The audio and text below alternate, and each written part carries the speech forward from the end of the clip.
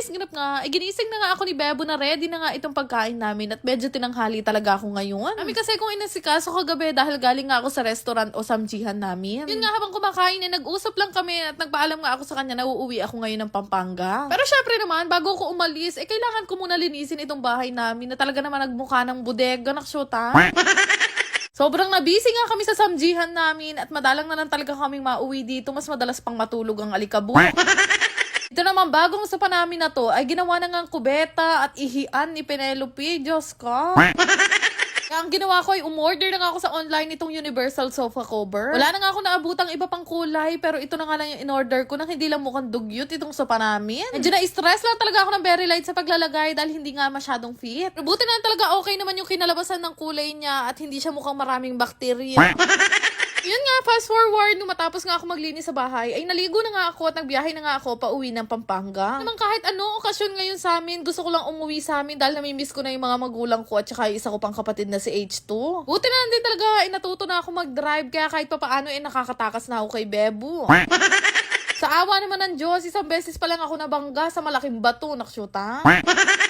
So, ayun nga, from Pulilan, Bulacan, ay nagbiyahe na nga ako dito sa amin sa Apalit, Pampanga. At inabot lang naman ng 40 minutes yung biyahe namin pa uwi. Dahil wala naman pasok yung kapatid ko nga si Ditchi, ay sinama ko na nga siya sa pag-uwi sa amin. Actually, hindi nga alam ni Angeline mapagmahal na uuwi nga kaming dalawa ni Ditchi ngayon. Loob kasi talaga ng isang buwan, halos isang beses na lang kami na uuwi dito dahil nga sa kabisihan. At nung nakita na nga kami nitong si Angeline mapagmahal, tingnan nyo naman yung ngiti niya, parang galing akong Japan. Miretso nga agad ako dito sa kusina dahil naamoy ko nga itong niluluto niya. At nagluto nga pala siya ng adobong bituka. Ang akala nga niya ay kasama ko nga si Bebo dahil paborito yan ni Bebo. Alam niyo na ngayon yung rason kung bakit siya laging may rayumo.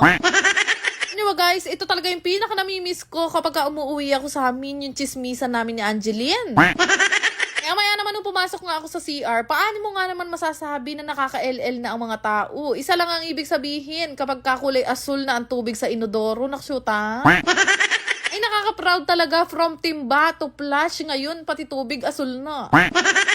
Balik nga ako dito sa kusina. Chinek ko na nga ito niluluto namin. At ito nga yung gagawin naming dinner ngayon. Konti-konti na lang, maluluto na yan. Katapos nga noon, may pinakita nga sa akin si nanay. At ito nga pala yung regalo sa kanya ni Ate Janela in Japan. Yun naman na bumalik na ulit sa Ate Janela sa Japan. At nung makauwi nga siya, ibinigyan niya nga ng chocolate tong si nanay galing sa Hokkaido. Siyempre, mabalik tayo sa pakikipag-chismisan. Bago nyo pa mapansin, ganyan ang tamang attitude ng mga Disney princess. Nakikipag-chismisan, kailangan naka-heels tayo.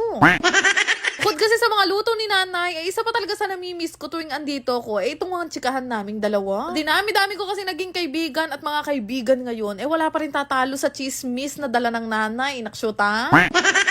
Tapos nga kami magchismisan, tapos na nga rin lutuin itong dinner nga namin ngayon. Ay, rugo ka niya man. Saktong-sakto sana to sa gout ni Bebo.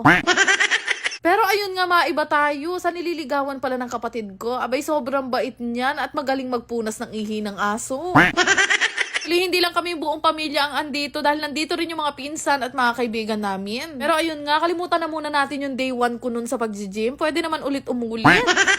Grabe naman kasi yung dinner at ulam namin ngayon. Parang kahit sino, hindi kayang tiisin to. Pero ayun nga, inabot na nga ako dito ng alas 11 ng gabi at nagbiyahe na nga ulit ako pabalik nga ng Pulilan. Tuwing pag-uwi ko nga, dumiretso agad ako sa CR at nagpalit na nga rin ako ng damit. So guys, nakakatuwa dahil napakaraming pumupuri sa skin ko ngayon. Hindi naman siya masyadong perfect pero talagang napaka-glowing. Ay nga yan, dito sa ginagamit kong skincare na Beauty Derm. Hindi ako mag-glow, pinanliligo ko lang naman yung toner nila. Tapos kung mag-toner, syempre isusunod ko na nga itong paborito ko ngang serum ng Beauty Derm. Nakailang bote na ako niyan dahil may pa-instant glowing effect yan pagkatapos mo nga i-apply. Regular set nga pala yung ginagamit ko ngayon at actually naubusan na nga ako ng isa pang cream. Kaya 2 cream na lang itong pinapahid ko. Sabi ko nga sa inyo, sa dami ng ginamit kong skincare, dito lang talaga ako nahiyang at napakaganda talaga ng skin ko ngayon. Sobrang healthy nga ng skin ko ngayon, lagi ako nagmumukhang mayaman. Ay. Tapos nga ako mag-skincare, dumiretso na nga ako ng kwarto at nakita ko nga si Penelope na dito nakahiga sa sahig. Anak, wag mo nang uulitin yun anak, mahirap magkapulmonya. Ay ba mo, anong oras na? Ngayon ko lang napansin, wala pa rin si Bebo. Ay Diyos ko, sa labas ka na matulog, naksyuta.